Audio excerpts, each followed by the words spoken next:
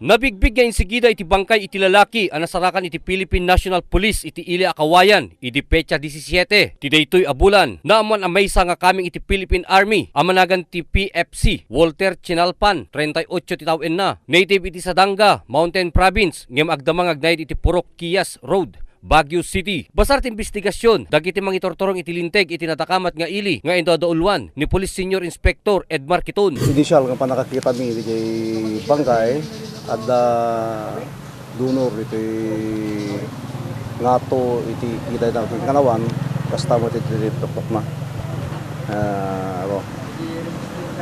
Dito tinjak nga may baganta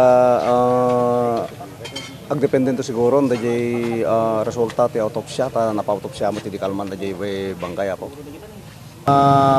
Mautopsya na jay bangkay ta adda nga rod basit na kataktakan na jay doktor nga mga autopsya.